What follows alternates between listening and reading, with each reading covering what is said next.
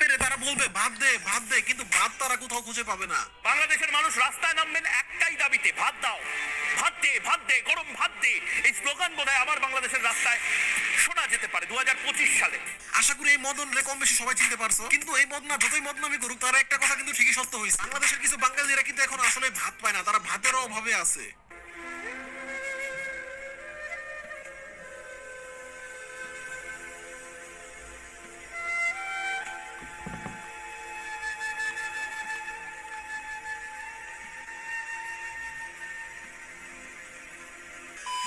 So hello ভাই brother, welcome back. তো কেমন আছো তোমরা? আশা করি তোমরা সবাই অনেক অনেক বেশি ভালো আছো এবং তোমাদের দোয়ায় আলহামদুলিল্লাহ আমিও অনেক অনেক ভালো আছি। গাইস, আজকের ভিডিও টপিকটা বুঝতে হলে তোমাদেরকে যেতে হবে একটু ইতিহাসে। বাংলাদেশ যখন 1971 সালের পর স্বাধীন হয়, তখন কিন্তু বাংলাদেশে দুর্ভিক্ষ হয়েছিল। উইকিপিডিয়ার তথ্য অনুযায়ী বাংলাদেশে 1974 সালের মার্চে শুরু হয় সেই দুর্ভিক্ষ, এবং সেই দুর্ভিক্ষ চলতে থাকে 1974 সালের ডিসেম্বর পর্যন্ত। এন্ড এই দুর্ভিক্ষে অনেক অনেক মানুষ অনাহারে মৃত্যুবরণ করে। এর মানে হচ্ছে মানুষ না খেতে পেরে মারা যায়। এন্ড মারা যাওয়ার সংখ্যা যদি তোমরা শুনো, তোমরা সবাই অবাক হয়ে যাবে। বাংলাদেশের মানুষ সেই সময় খাবারের অভাবে 1 লক্ষ থেকে 15 লক্ষ মানুষ মারা যায়। জাস্ট একবার ভাবেন, 1 লক্ষ থেকে 15 লক্ষ মানুষ মারা যায় বেসরকারি তথ্য অনুযায়ী। এবার এখন হচ্ছে 2025 সাল, কিন্তু কিন্তু কিন্তু সমস্যা হচ্ছে 1974 সালের পর এই 2025 সালে বাঙালির মাঝে আবারও দুর্ভিক্ষ দেখা দেয়। আর এই দুর্ভিক্ষটা দেখা দেয় একদল পাগল বাঙালিদের। এই দুর্ভিক্ষটা শুধুমাত্র তাদেরকে দেখা দেয় যাদের ব্রেন মাথায় থাকার বদলে পাছার নিচে আছে। তোমরা তো সবাই জানো বর্তমানে সবথেকে বেশি দুর্ভিক্ষে আছে গাজাবাসী। কিন্তু কিন্তু কিন্তু আমি তোমাদেরকে বর্তমানে যে সিনটা দেখাচ্ছি, এই সিনটা যদি তোমরা মিলাও, তাহলে তোমরা দেখতে পাবা যে গাজাবাসী ফেল। আমার মনে হয় না গাজাবাসীরাও ঠিক এতটা দুর্ভিক্ষে আছে যতটা না আমাদের চোদনা চুতিয়া বাঙালিরা আছে।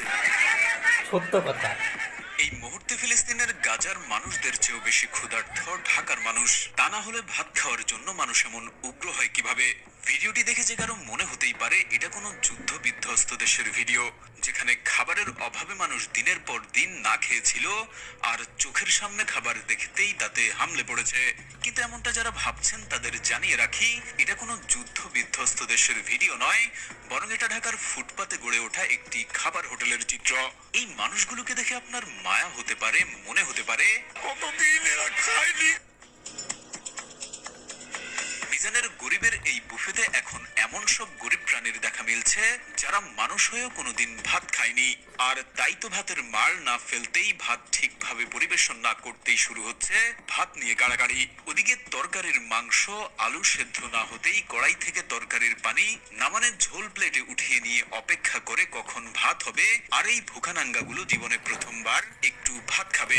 মিজানের হোটেলে আরো এক শ্রেণীর গরিব প্রাণীর দেখা পাবেন যারা কিনা 5 থেকে 6,000 টাকা ভাড়া দিয়ে এসেছে শুধুমাত্র একটু মিজানের হোটেলে ভাত খেতে চায় এদের বলে। মতো বড় পৃথিবীতে কোথাও পাওয়া যাবে না। আমরা বাঙালিরা ঠিক কতটা দুর্ভিক্ষে আছি। মূলত মিজানের হোটেলটা ছিল একটা ফুটপাতের হোটেল, যেখানে সিএনজি ওয়ালা রিকশাওয়ালা তারা যায় খাইতো। এন্ড সিএনজি ওয়ালা রিকশাওয়ালা তারা ওইখানে যায় খাইতো এই জন্যই, কারণ সেখানে দাম কম পাই। সো বলাই যায় ওইটা হচ্ছে রিকশাওয়ালা কিংবা সিএনজি ওয়ালা তাদের একটা হক। কিন্তু কিন্তু দুর্ভাগ্যবশত ভাইরাল নামক ভাইরাসে ফাইসা যায় এই হোটেলটা। এরপর যেটা হয় আর কি, আচুতা বাঙালি যায় ঝাঁপাইয়া পড়ে সেই। ভাই বিশ্বাস করেন, আমি কয়েকটা ভিডিও দেখে যা বুঝলাম, তার হোটেলের খাবারে না আছে কোনো ভিন্ন টেস্ট। মানে এক কথায় আমরা ভাষায় যেসব খাবার খাই তার মতোই, তার থেকে নাকি আরো খারাপ হয়। এরপরও একদল ব্রেনলেস আচুতা বাঙালি সেখানে গিয়ে হুমড়ি খেয়ে পড়ছে জাস্ট বিকজ সেটা ভাইরাল। বিশ্বাস করেন রাসেল ভাই, এদের সামনে যদি ভাইরাল করে একটা পায়খানা দেওয়া হয়, এরা এটাও খাবে।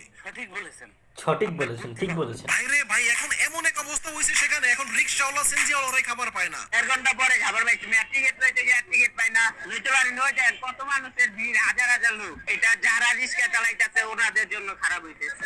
অথচ এই খাবারগুলো ছিল কিন্তু তাদের জন্য, তাদেরই হক। আমি সব থেকে বেশি বকচুদ হয়েছি এই সিনটা দেখার পর, যখন দেখতে পারলাম মিজানের হোটেলে যারা যারা খাইতে যায় এরা ম্যাক্সিমাম নাকি ফুড ব্লগার, আবার কেউ নাকি সাংবাদিক। আমি বুঝি না, বর্তমানে তোমরা যদি লক্ষ্য করো এখন ঘরে ঘরে সাংবাদিক। মানে কত বড় বোকাচোদা হইলে একটা ফেসবুকে পেজ খুলে নিজেকে সাংবাদিক দাবি করে এরা। ভাই এতই যদি টাকা পয়সা ইনকাম করতে মন চায়, আমি আরো সহজ উপায় দেখাই দেই, ট্রেডিং শিখ ভাই। অনেকে আবার ট্রেডিং কে জুয়া মনে করে। ভাই ট্রেডিং কে আসলে জুয়া, ফরেক্স ট্রেডিং জুয়া নাকি কি একটু সার্চ দিয়ে দেখ রে ভাই। এবার তোমরা কিন্তু চাইলে আমার কাছ থেকে একদম ফ্রিতে ট্রেডিং শিখতে পারো। বাংলাদেশে তোমরা যতগুলো ইউটিউবারকে ট্রেডার দেখো তার ম্যাক্সিমামই কিন্তু আমার স্টুডেন্ট। সো তুমি যদি চাও আমার কাছ থেকে ট্রেডিং শিখতে কিংবা আমার সিগন্যাল নিয়ে ডেইলি প্রফিট করতে, তাহলে দেখো এই ভিডিও ডেসক্রিপশন বক্সে আর ফার্স্ট কমেন্ট বক্সে আমি আমার টেলিগ্রামের লিংক দিয়ে রেখেছি। সেই লিংকে ক্লিক করে এখনই আমাকে মেসেজ করো। ইনশাআল্লাহ আমি মোটামুটি গ্যারান্টি দিয়ে বলতে পারি তোমরা সবাই প্রফিটই করবা। সো তোমরা চাইলে আমাকে মেসেজ করতে পারো। হোয়াটএভার। এবার আসি টিকটকের দিকে।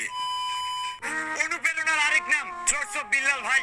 এতক্ষণ যাদেরকে নিয়ে কথা বলছি এদের মাথার ব্রেনটা পাসার নিচে, বাট এখন যাদেরকে নিয়ে কথা বলবো তাদের ওই ব্রেন জিনিসটাই না। এক চোদনা টিকটক থেকে লাখ টাকা কামাইছে, সেই চোদনা আবার নিজের ইনকামের গল্প নিজেই ভিডিওতে প্রকাশ করেছে। কত বড় বোকাচোদা হইলে সে আবার নিজের মুখে বলে সে নাকি মানুষের অনুপ্রেরণা। আমি বুঝলাম না ভাই। আচ্ছা গাইস, একটা কথা বলে রাখি, এরপর আমরা কোন ইউটিউবারের উপর রিয়াকশন দিব তোমরা সেটা আমাদের জানিয়ে দিও, আমরা তার উপর রিয়াকশন দিব, ঠিক আছে? একটা সময় ছিল মানুষ তার ইনকাম লুকাইতো, কেউ তার ইনকাম বলতে চাইতো না। আর এই টিকটকার জাতি দেখি পুরাই উল্টা, নিজের ইনকামের গল্প নিজেই বলে। ভাই সমস্যা হচ্ছে এইটা না, এই মানুষ তার 3 মাসের ইনকামের গল্প শোনায় সবাই একটু শো অফ করলো, ঠিক আছে, বাট এই মানুষের 3 মাসের ইনকামের গল্প শুনে ভাই টিকটকাররা যা শুরু করছে, সবাই এখন হোয়াটসঅ্যাপ বিল্লাল হতে চায়। ভাই দেখেন, সত্য কথা বলতে গেলে অনলাইন থেকে কিন্তু আসলে ইনকাম করা যায় অনেক উপায়ে। আপনি ফেসবুকে, টিকটকে, ইউটিউবে কন্টেন্ট বানায় কিন্তু আসলে অনেক বেশি টাকা ইনকাম করতে পারেন, এটা সত্য। তবে এজন্য হতে হবে আপনাকে সবার থেকে আলাদা। একটা চিরন্তন সত্য কথা মনে রাখবেন, কপি করে কখনো অনলাইনে কিছু করা যায় না। যাই হোক, হোয়াটসঅ্যাপ বিল্লালের 3 মাসের ইনকামের কথা শুনে সবাই এখন টিকটকার হইতে চায়। 1 ঘন্টা লাইভ করে কামিয়েছেন $1090। উদাহরণস্বরূপ তো তার নামই রয়ে যাবে, যার নাম থটস অফ বিল্লাল। একদিনে 2,32,000 যার ইনকাম, তাকেও প্রায় এসে শুনতে হয় হেটার্সদের মুখে বদনাম। আমি তো আগেই বলেছিলাম, কন্টেন্ট জগতের সফলতার আরেক নাম বিল্লাল ভাই। দেখছেন নি মাতারির অবস্থা, ভাইরাল হওয়ার নেশায় পাগল হয়ে গেছে। আরে বোন, তোর জামাই আছে বিদেশে কষ্ট করতেছে, আর তুই শাড়ি পরে সাইজা গুজে আরেক টিকটকার এটা চাটতাছস। বিশ্বাস কর বোন, অনলাইনের কন্টেন্ট ক্রিয়েশনে কখনোই আরেকজন এটা চাইটা বা আরেকজন এটা কপি করে কিছু করা যায় না। ওইসব পাগলামি বাদ দিয়ে বাসায় গিয়ে নিজের কাজ কর। আমার কাছে এখন যে পরিমাণ টাকা আছে, আমার তো বয়স 27, ধরে নিন মানুষ 60-70 বছর বাঁচে, আমি আর 1 টাকা ইনকাম না করলেও চলতে পারবো আলহামদুলিল্লাহ। হোয়াটসঅ্যাপ বিল্লাল ভাইয়ের এখন বহুত টাকা, আলহামদুলিল্লাহ টাকাই নাকি ভাই। এখন হোয়াটসঅ্যাপ বিল্লালের পুটকিতে সিনেমিনি করে। এইসব ভিডিওটার জন্য 10,000 টাকা পেমেন্ট নিব, ওয়ান ডে আমার সাথে ঘুরতে পারবে টাইমে। হ্যাঁ হ্যাঁ ভাই, টাকা পয়সা দিয়ে তার সাথে ঘুরতেও পারবেন, তার সাথে ইচ্ছা যা ইচ্ছা তাই করতেও পারবেন, কোনো ব্যাপার না। এই যে দিল হাইগে। আরে হোয়াটসঅ্যাপ বিল্লাল ভাই, আপনার এত টাকা, আমি তো আপনার সুনাম করতেছি, আর আপনি দিলেন হাইগে। আপনার যে কর্মকাণ্ড, এখন তো দেখতেছি আপনার হোয়াটসঅ্যাপ বিল্লাল না বলে বিকাশ বিল্লাল বলা উচিত। ঠিক বলেছেন। হতে পারে এর কিছুদিন পরে আমাদের বিকাশ বিল্লাল ভাই হয়ে গেছে এখন বই লেখক। একটা সময় আমি ভাবতাম যারা বই লেখে তারা কত না মেধাবী, কিন্তু বিকাশ বিল্লাল ভাইয়ের কাজ দেখে তো আমি এখন নিজেই পুরো চুদনা হয়ে গেলাম। টিকটকাররা যদি এখন বই লেখে তাইলে তো কাম হয়ে গেছে। আমার আশা হতে পারে এখন শুরু হইলো আবার আরেক খেলা। হোয়াটসঅ্যাপ বিল্লালকে যারা কপি করে ভিউজ পেতে চায়, তারা এখন বই পড়তেছে যে কিভাবে টিকটকার হওয়া যায়। কেননা এই বইটি লিখেছে একজন সফল টিকটকার বিকাশ বিল্লাল। তো এই বই যদি আপনি পুরোটা মুখস্থ করতে পারেন, তাহলে আপনিও হয়ে যেতে পারেন একজন সফল টিকটকার। পুরোটা জীবন ধরে আমি অন্ধকারে আলো জ্বালিয়েছি, তবুও পাইনি খুশ। আমি তোমার জন্য অপেক্ষায় ছিলাম, তুমি হয়েছিলে নিখোঁজ। আমি তোমার জন্য অপেক্ষায় ছিলাম, তুমি হয়েছিলে নিখোঁজ।